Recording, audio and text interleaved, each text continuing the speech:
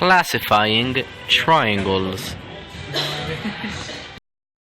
Hello, this is a video about classifying triangles. My name is Natalia. I'm Daniela. And I'm Alejandro. And I'm Alan.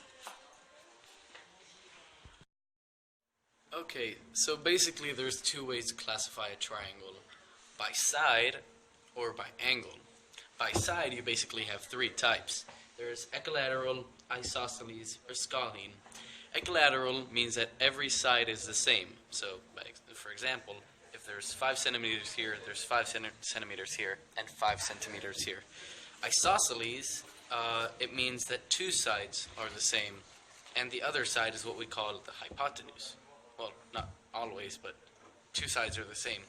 And the scalene, that's when the three sides are different. And then there's the other way, that's by angle, which there's two classifications. The right, the acute, and the obtuse. Acute and obtuse usually go into the category of oblique. So basically, by angle, if you have the right one, it means that one angle is 90 degrees. The other two can vary. Then with the oblique, there's acute, which means that the three are going to be less than 90 degrees.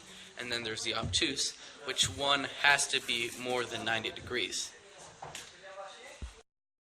SOHCAHTOA is a set of laws that helps you get the side of a triangle when you have an angle.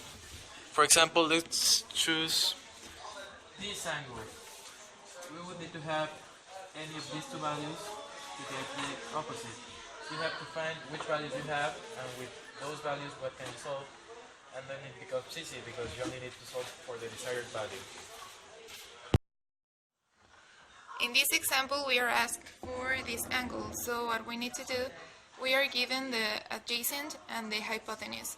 So using SOHCAHTOA, we see that adjacent and hypotenuse are used with the cosine. So we solve the cosine of x is equal to adjacent over hypotenuse.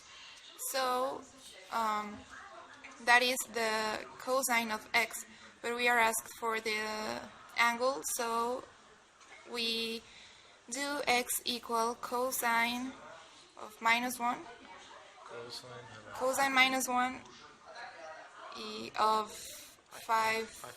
6 equals to 33 over 55, and that's our x. Now, when you have a right triangle, you need to use SOHCAHTOA.